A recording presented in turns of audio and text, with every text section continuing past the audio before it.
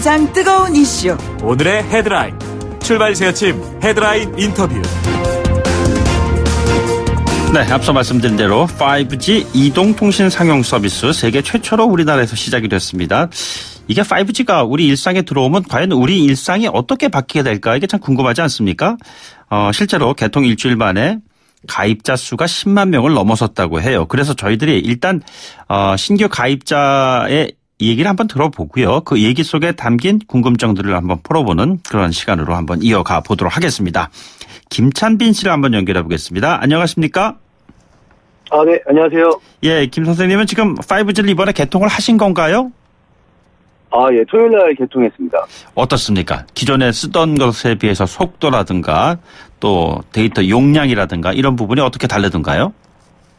이제 속도는 한번 측정 어플로 재보니 4배 정도 차이가 났는데요. 네네. 근데 이게 실제 사용이 어제 개선된 패치 이후로 제가 5G를 처음 써봐가지고 토요일 날 구매하고 어제 5G를 처음 써봐서 네네. 아직 체감은 잘 모르겠습니다. 네. 4배라고 지금 말씀하셨는데 원래 그 5G 시대가 열리면서 속도가 200배나 기존의 LTE망보다 더 빠를 것이다 이런 얘기를 했는데 뭐 그 정도는 아니군요, 그럼.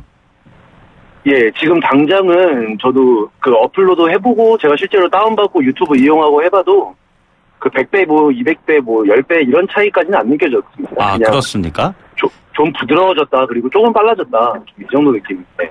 예를 들어서 그 영화를 한 편 다운 받아왔다 이렇게 해보셨나요? 제가 어제 5G가 연결되고 한 2.5기가 되는 영화를 한번 다운받아봤는데요. 네네. 한 20초가량 걸리는데 제가 LTE로 따로 다운을 안 받아봐가지고 정확하게는 모르겠어요. 비교를 하시긴 어렵다. 그러니까 아무튼 네, 영화 한 편 저 다운 받으시는데 지금 몇 초가 걸리셨다고요? 2.5기가가량이 20초 좀 안 되게 걸린 것 같아요. 2.5기가가 한 20초 정도. 네네. 자, 요금은 어떻습니까?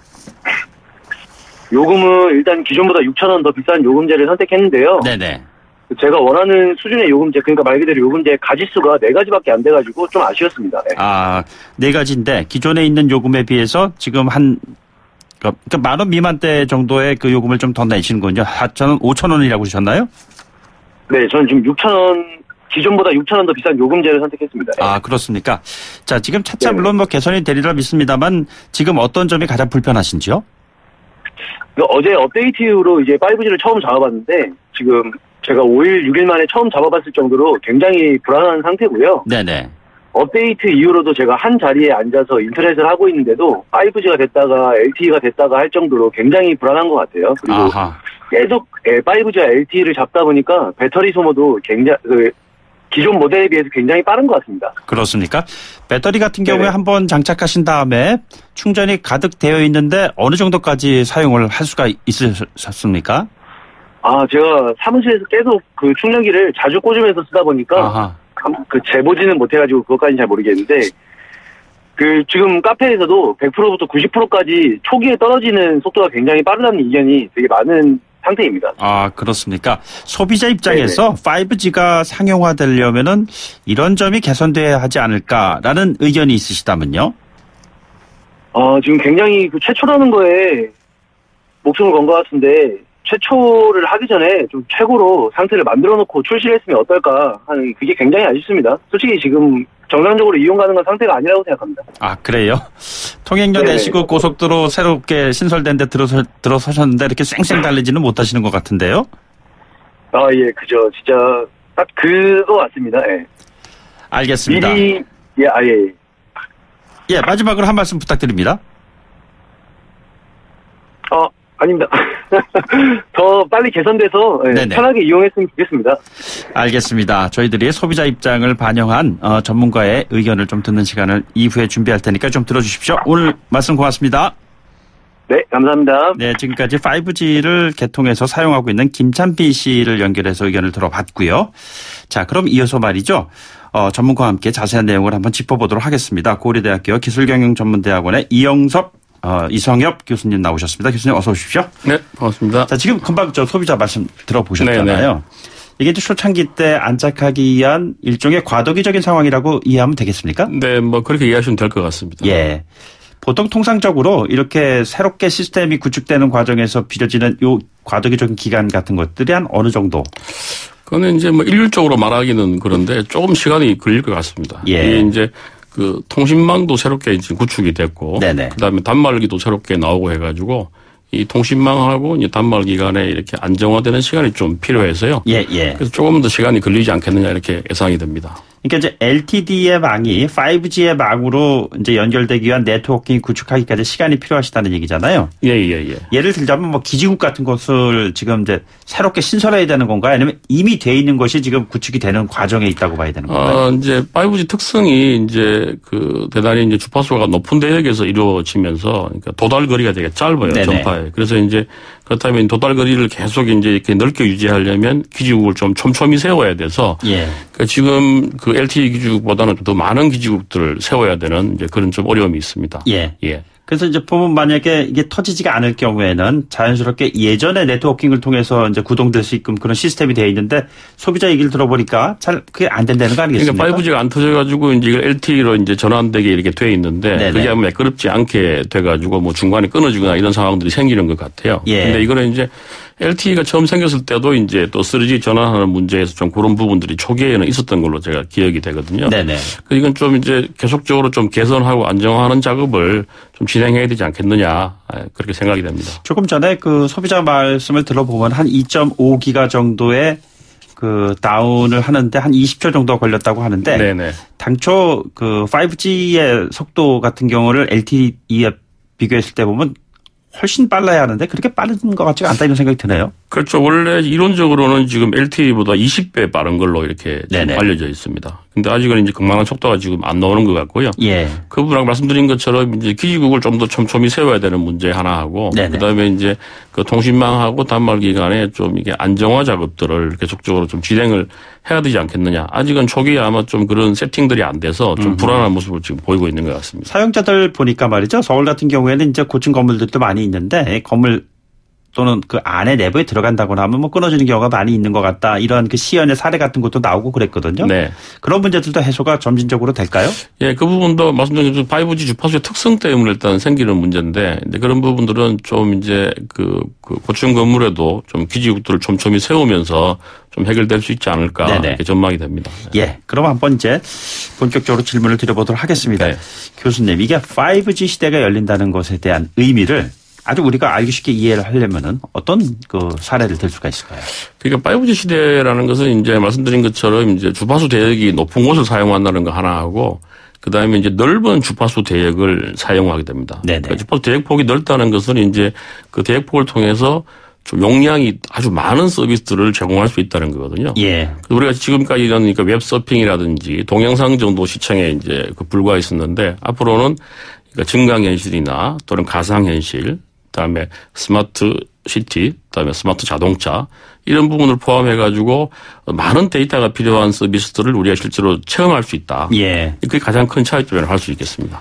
이게 전문적인 용어인 것 같아요. 네트워크 슬라이싱이라는 게 지금 말씀하신 그런 걸 의미하는 건가요? 예, 그거 유사한 게 네트워크 슬라이싱은 이제 기존의 네트워크를 갖다가 실제로는 우리가 이제 고속도로를 차선을 여러 개 나누어가지고 차선별로 차들이 다를 수 있게 하는 것처럼 네트워크를 구분해가지고 그 네트워크에는 특정한 서비스만이 다니게 하기 때문에 그 서비스를 하는 사람들이 안정되게 근데 자율자동차를 하게 되면 자율자동차는 근데 1차선을 달리게 한다든지 그렇게 네트워크 슬라이싱 네트워크를 구분한다는 의미에서 그렇게 쓰고 있습니다. 그래서 이제 그 차선이 다양화되면서 거기에서 아주 빠른 속도로 그렇습니다. 정보의 양을 이제 수용할 수 있는 시스템들이라고 하는데 한국적인 상황에서 어떤 도시 밀집적인 어떤 상황 또 산악 지형이 많은 그러한 상황 이것도 큰 문제가 없을까요? 뭐 일부 좀 그런 측면도 있을 수는 있는데요. 근데 또 반면에 보면 이제 이 초고초 이게 건물에 사람들이 많이 모여 있기 때문에 모여 있는 사람들 앞에 작은 셀을 가지고 이렇게 전파를 하면 좀 더 효율적으로 쓸 수도 있는 그 가능성도 있기 때문에 꼭 그게 부정적인 것은 아닌 걸로 이렇게 지금 이해가 되고 있습니다. 그러니까 특정 구역의 환경에 맞도록 그렇죠. 한다는 이야기죠. 네, 그렇습니다. 아, 그렇습니까? 그런데 이게 지금 보면은 그 5G로 우리가 스마트폰을 통해 가지고 어떠한 일을 일상생활에서 구체적으로 무슨 일을 쉽게 해낼 수가 있는 건가요? 현재로서는 이제 보통 이제 가상현실이나 증강현실 관련해가지고 실제로 자기가 가지 않았지만 축구장에 있는 것처럼 보면서 느낄 수 있다는 이런 부분들이라든지 또는 향후에 이제 좀 더 서비스가 진전이 되면 이제 뭐 자율자동차 같은 걸 제어할 수 있는 부분들 뭐 그런 것들이 있는데 현재로서는 아직 이제 그런 혁신적인 콘텐츠가 많이 개발이 안 돼서 네네. 계속적으로 그런 걸 개발해야 될 그런 이제 우리가 과제로 이제 가지고 있다고 보시면 되겠습니다. 그러니까 예를 들자면 가상현실, 증강현실을 마치 현실을 체험하는 것과 비슷한 그렇습니다. 정도의 체험을 할 수 있는 거를 이제 이것을 통해서 할 수가 그렇습니다. 있고요. 예를 들자면은 홈 오토메이션이라고 하는데 집에 있는 뭐 다양한 가전 제품들을 뭐 작동할 수 있는 거는 지금도 할 수 있는데 좀 더 빠른 속도로 할 수 있는 거고 네네. 이게 이제 그 특징이 이제 이게 빠른 속도를 가지고 있다는 거 하나 하고 그다음에 많은 사물들을 연결을 할 수가 있어요. 그래서 LTE 대비해서 훨씬 더 사물 인터넷 말씀하시는 네네. 거잖아요. 그래서 그 1제곱킬로미터당 한 100만 개 정도의 사물들을 동시에 연결할 수가 있습니다. 그래서 그 사물들로부터 수많은 정보들을 동시에 수집을 하기 때문에 네네. 그 많은 정보들을 가지고 판단을 해서 어디에 필요한 부분이 뭐가 있다는 걸 판단해서 거기에 어떤 서비스를 제공하고 하는 방식으로 아하. 이게 완전히 획기적인 사실은 그 데이터를 수집 분석하는 데 있어 가지고 큰 변화가 예상이 됩니다. 예를 들어서 응급 상황에 처한 사람을 구조를 할 때 이 같은 그 5G의 메커니즘을 이용해 가지고서는 빨리 응급 차량을 출동시켜서 그 사람을 구조하고 뭐 이런 것들도 가능해진다. 예를 들어 우리가 이제 드론이라고 이제 무인 비행체를 이제 드론이라고 하지 않습니까? 그러니까 드론을 가지고 이렇게 화재 진압을 한다고 하면 실제로 사람들이 어디에 있고 어디가 화재 원인이 되고 이런 정보들을 많은 정보들을 이제 소방관들이 그걸 수집을 해서 어디로 소방관을 투입해야 되겠다는 결정을 할 수가 있게 되거든요. 그런 부분들이 이제 4G보다 5G에 따라 좀 더 정밀하게 될 수 있는 그런 상황들이 오게 됩니다. 가령 이제 고성 산불의 사례를 든다고 한다면은 소방관들과 소방 차량과 그렇습니다. 산불이 나고 있는 현장과 뭐 이런 것들에 대한 네트워킹을 그렇죠. 일사불란하게 처리할 수가 있다는 이야기죠. 어디에 뭐가 있다는 걸 알게 되면 화재 원인이 어디에 있고 사람이 어디에 있고 이런 것들을 드론을 통해 가지고 그 정보를 수집해 가지고 판단을 해서 어떻게 하면 효율적으로 할 것인가를 쉽게 좀 판단할 수 있게 되는 거죠. 그러니까 굉장히 복수의 많은 드론을 띄워서 그 드론으로부터 취합되어 있는 정보의 총량을 끌어와 가지고선 분류하고 하나하나 이제 그렇죠. 액션 플랜을 세울 수 있는 그런 것이 가능하다는 말씀이시군요. 교수님이 보시기에 그런데 이게 5G가 그 휴대폰도 비싸고 이게 지금 5G 휴대폰을 사야만이 이 서비스를 이용할 수가 있는 거잖아요. 그렇습니다. 휴대폰 자체의 가격도 비싸고 통신 요금도 비싸다고 했을 때 소비자들이 빨리 이거에 적응하려면은 많은 돈이 드는 문제잖아요. 이 문제는 어떻게 해결해야 된다고 보시는지요? 그래서 그 부분 이제 지금 초기에 좀 그 가입 비용들이 좀 높아서 이제 문제가 되고 있는데 그래서 저는 초기에는 사실은 좀 그 기존의 LTE 그러니까 뭐 웹서핑이나 동영상 정도만 원하시는 소비자들은 사실은 굳이 5G를 선택하지 않으셔도 별로 또 차이를 못 느끼게 되고요. 5G를 하더라도 그래서 이제 VR이나 AR이나 이런 다른 특별한 새로운 콘텐츠에 대한 좀 수요가 있는 분들은 이걸 좀 선택을 하면 좋겠는데 그렇지 않은 분들은 선택을 해도 실제로 돈은 많이 나가는데 별로 이제 효능을 못 느끼는 이런 상황들이 좀 될 것 같아서 그 부분 소비자 합리적으로 선택할 필요가 있지 않느냐는 생각이 들고요.